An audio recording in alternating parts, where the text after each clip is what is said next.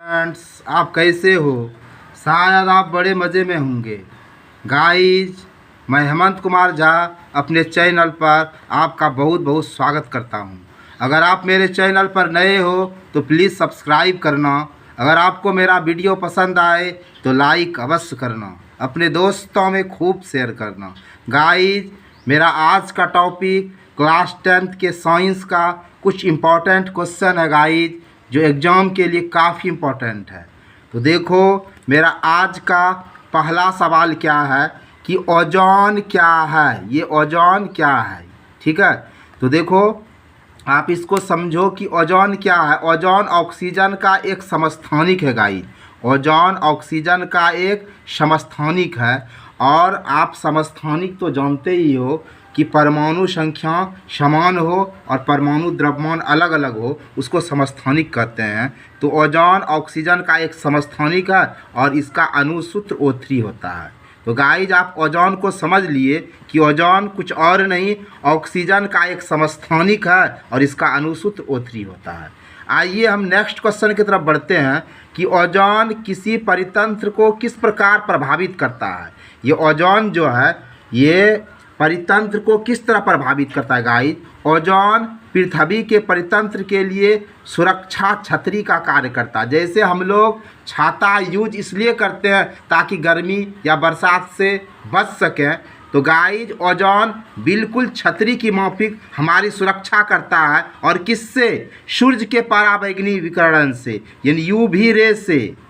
क्योंकि ozone UV ray को यानी पराबैंगनी विकिरण को सोख लेती है और उसको पृथ्वी तक नहीं पहुंचने देती है गाइस। क्योंकि अगर यूवी रे, अगर सूर्य का अल्ट्रावायलेट रे पृथ्वी पर पहुंच जाएगा तो ये सिर्फ विनाश करता है। तो गाइस, ये ओजोन जो है, ये सूर्य के पराबैंगनी को रोकने वाला एक बहुत बड़ा प्रकृति का बनाया हुआ एक छतरी है और वह सुरक्षा छतरी है। तो गाइज, ओजोन किसी परितंत्र को किस तरह प्रभावित करता है, आप समझ गए कि ओजोन सुरक्षा छतरी का काम करता है। और यह हमारी सुरक्षा किससे करता है? तो सूर्य के पराबैंगनी विकिरण से, यानी सूर्य के यूवी रे से।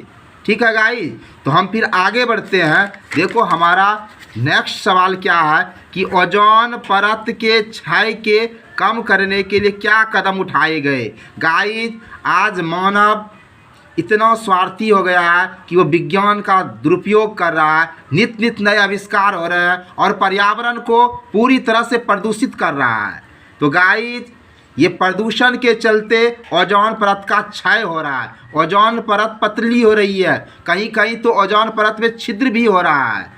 और इसको कम करने के लिए क्या कदम उठाए गए हैं, क्या कदम उठाना चाहिए गाइस। एरोसोल और CFC, जिसको हम क्लोरोफ्लोरोकार्बन कहते हैं, ऐसे यौगिक का यूज ओजोन परत को क्षय को कम करने के क्या कदम उठाना चाहिए। एरोसोल तथा CFC यौगिक का यूज कम करना होगा, ठीक है। सुपरसोनिक विमान का कम से कम यूज करना होगा आपको और नाभिकीय विस्फोट पर नियंत्रण करना होगा। गाइस, ओजोन परत का क्षय नहीं हो, ओजोन परत अपनी पूरी जो उसकी कैपेसिटी है वो बरकरार रहे, इसके लिए हमें एरोसोल और CFC यौगिक यानी क्लोरोफ्लोरोकार्बन यौगिक का यूज कम करना होगा गाइस।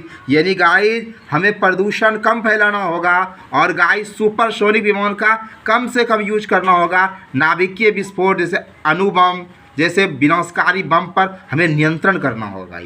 आइए हम नेक्स्ट सवाल की ओर बढ़ते हैं। ये वोल्ट मीटर और एमीटर में 3 अंतर आपको बताना है गाइस। ये एमीटर क्या है और ये वोल्ट मीटर क्या है, इसके बीच 3 डिफरेंट बताना है। एमीटर गाइस धारा की प्रबलता मापता है, एमीटर धारा मापी यंत्र है गाइस, और वोल्ट मीटर विभवांतर मापता है। एक अंतर तो ये हुआ, एमीटर को गाइज हम लोग श्रेणी क्रम में जोड़ते हैं, वहीं दूसरी ओर वोल्ट मीटर को गाइज पाठ्यक्रम में जोड़ते हैं।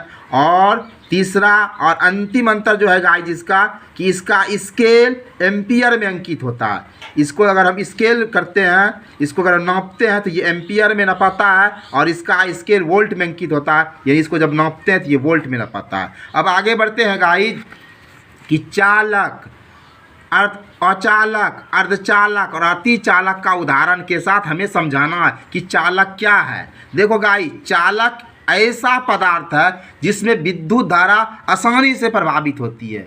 यानी जैसे तांबा है, चांदी है, ग्रेफाइट है, ये सब चालक है।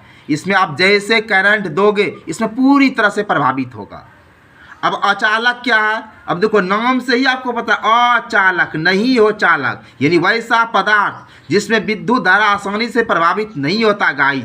जैसे रबड़ है, कांच है, प्लास्टिक है, इसमें बिजली का करंट नहीं प्रभावित होता है। अब देखो गाइस, नेक्स्ट हमारा है अर्धचालक।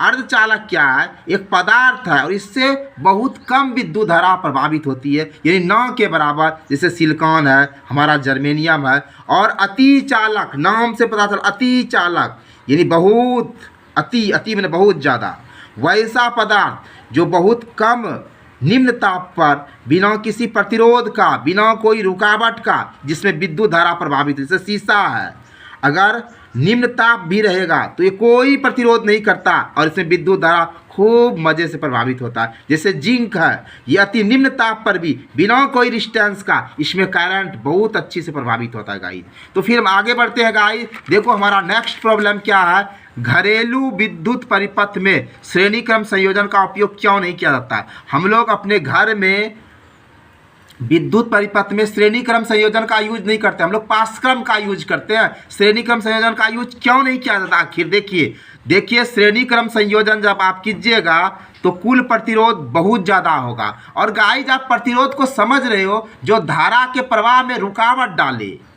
तो गाइस, जब भी हम श्रेणी क्रम संयोजन करते हैं तो कुल प्रतिरोध हमारा ज़्यादा हो जाता है। और जब कुल प्रतिरोध ज़्यादा होगा तो ऑटोमेटिक सी बात है कि धारा का मान घट जाएगा। और जब धारा का मान गाइस घट जाएगा तो हम लोग का विद्युत परिपथ में जो हम लोग घरेलू यूज करते, जैसे हम लोग टीवी चलाते हैं या फ्रिज चलाते हैं या फैन चलाते हैं, कूलर चलाते हैं, ये सब पर इफ़ेक्ट होता है गाइस।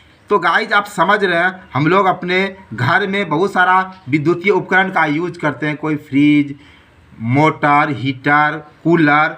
और अगर हम इसको श्रेणी क्रम में संयोजित कर देंगे गाइज तो क्या होगा, हमारा प्रतिरोध घट जाएगा, प्रतिरोध अधिक हो जाएगा और इससे धारा का मान घट जाएगा। और धारा का मान घट जाएगा तो हमारा विद्युत उपकरण बिल्कुल ही बेकार हो जाएगा।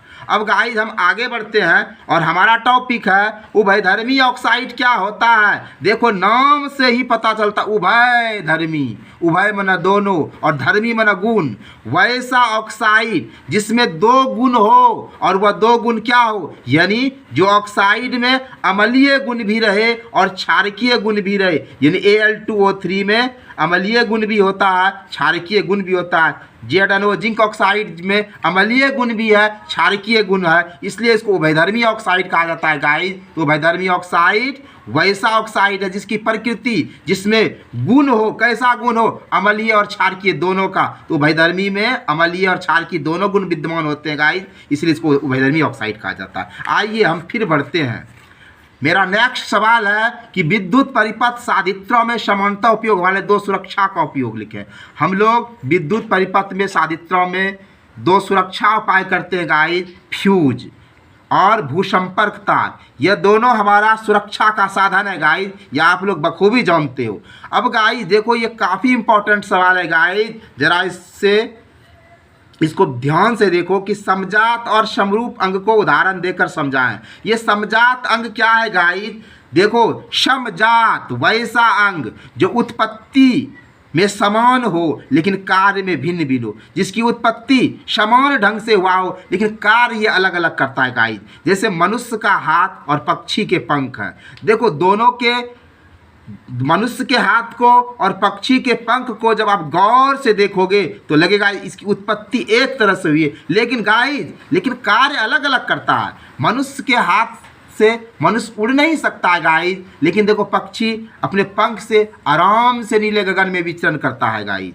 अब देखो गाइज, समरूप अंग क्या है? वैसा अंग जो उत्पत्ति में भिन्न हो लेकिन कार्य समान है। जैसे आप बटरफ्लाई के पंख को देखो, तितली के पंख को देखो और पक्षी के पंख को देखो, तो उत्पत्ति अलग अलग जैसा दिखता है कि तितली का पंख की उत्पत्ति अलग दिखती है, पक्षी के पंख की उत्पत्ति अलग होती है, लेकिन कार्य तो इक्वल है ना। तितली रानी भी उड़ती है और पक्षी भी उड़ती है, तो यहाँ देखिए इसका कार्य समान है। अब हम गाइस आगे बढ़ते हैं नेक्स्ट क्वेश्चन पर, और ये है थर्मिट अभिक्रिया क्या है, समीकरण सहित व्याख्या करें और इसका उपयोग कहाँ होता है गाइस।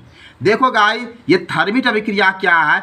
जब हम आयरन ऑक्साइड यानी फेरस ऑक्साइड को एल्युमिनियम के साथ रिएक्ट करते हैं, एल्युमिनियम के साथ अभिक्रिया करते हैं, तो ये अभिक्रिया बड़ी तीव्र होती है, बड़ी तेज होती है, और बड़ी तेज ही नहीं होती है, ये अपने साथ काफ़ी उष्मा, काफ़ी हीट पैदा करता है गाइस। तो थर्मिट अभिक्रिया क्या होता है? आयरन ऑक्साइड का एल्युमिनियम के साथ जब रिएक्शन होता है तो ये बड़ी तीव्र अभिक्रिया करता है और अपने साथ बहुत अधिक हीट पैदा करता है। जैसे यहाँ देखो गाइस, ये आपका क्या है, ये आयरन ऑक्साइड है, ये एल्युमिनियम के साथ रिएक्शन किया गाइस, तो ये लोहा और Al2O3 बना रहा है और अपने साथ में ये हीट जो है बहुत प्रचुर मात्रा में निकलता है। तो गाइज हम इसका यूज कहाँ करते हैं? जब हम लोग रेलवे ट्रैक को जोड़ते हैं, जब हम लोग पटरी बिछाते हैं, तो वहाँ हमें बहुत अधिक हीट की ज़रूरत होती है, क्योंकि रेलवे ट्रैक को जोड़ना पड़ता है और मोटा मोटा इस्पात वाला लोहा रहता है, वहाँ हम लोग इसका यूज करते हैं गाइज। और क्षारयुक्त मशीन का पुर्जा जो रहता है उसको ऐड करने में, उसको जोड़ने में इसका यूज होता है गाइज। और फिर हम आगे बढ़ते हैं गाइज नेक्स्ट सवाल की ओर। कचरा प्रबंधन से आप क्या समझते हो? देखो, हम मानव अपने आसपास ढेरों कचरा उत्पन्न करते हैं, और अब कचरा उत्पन्न करना चलो ठीक है या अच्छा है या बुरा है, मैं इस पर चर्चा नहीं करूंगा। मैं चर्चा करूंगा कि कचरा प्रबंधन का। खूब कचरा कीजिए लेकिन प्रबंधन भी उसी तरह कीजिए, यानी कचरे का सही तरह से निपटारा हो ताकि वह पर्यावरण को असंतुलित न करे, पर्यावरण को बदसूरत न बनाए। इसके लिए आप कचरे को बढ़िया जगह पर संग्रह करो, फिर उसका ले जाने का परिवहन का व्यवस्था रहे, उसका निगरानी करो। एक खास प्रक्रिया के तरफ आप कूड़े कचरे का निपटारा करो, ये कचरा प्रबंधन है। ये नहीं कि जहाँ मन तहाँ आप इसको फेंकते फिरो। आप अब नेक्स्ट क्वेश्चन की तरफ आते हैं कि आप कचरा निपटान की समस्या को कम करने में क्या योगदान दे सकते हो, और 3 तरीका को बताना है। आप एक ह्यूमन हो, आपको सोचने समझने की शक्ति है, आप बुद्धि से भरे हुए हो, लेकिन कचरा फैलाने में उतना ही माहिर हो, तो सुनो कि आप कचरा ठीक है फैलाइए, लेकिन कैसे निपटाइएगा तो ध्यान दीजिएगा। अजैव निम्नीकरण पदार्थ का कम यूज करो।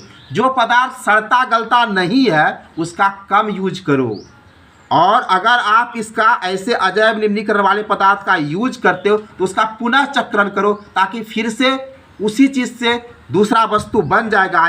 और जो जैव निम्नीकरण वाला चीज़ है उससे जैव गैस का उत्पादन करो। जैसे गोबर है, उसको सड़ाइए, गलाइए और गोबर गैस बनाइए, खूब खाना खाइए और खूब लाइट उत्पन्न कीजिए। अब गाइस हम आगे बढ़ते हैं और हम अपने लास्ट क्वेश्चन की तरफ आते हैं कि विभव और विभवांतर में अंतर बताइए। ये विभव क्या है? ये विभव कार्य है और विभवांतर भी कार्य है, लेकिन कैसा कार्य? विभव इकाई धन आवेश को अनंत से एक बिंदु तक लाने में जो कार्य किया जाता है वो विभव है, और इसका एसआई मात्रक वोल्ट होता है। वहीं दूसरी ओर विभवांतर है, इकाई धन आवेश को एक बिंदु से दूसरे बिंदु तक लाने में जो कार्य होता है वो वोल्ट होता है। तो गाइस आप यहाँ ध्यान दो कि इकाई धन आवेश इसमें भी है, इकाई धन आवेश इसमें भी है। अंतर क्या है? अनंत से एक बिंदु तक लाने में कार्य, और यहाँ एक बिंदु से दूसरे बिंदु तक लाने में क्या गया कार्य। तो गाइज आप आज के वीडियो को बड़े मज़े से हिला डोला के समझे होंगे गाइज, और गाइज आप इसको पूरा वाचिंग करना, क्योंकि इसमें कई ऐसे क्वेश्चन हैं जो समझो आपको एग्जाम में आ ही गया। तो गाइज आपको वीडियो वाचिंग के लिए बहुत बहुत बहुत ढेर धन्यवाद। जय हिंद, जय भारत।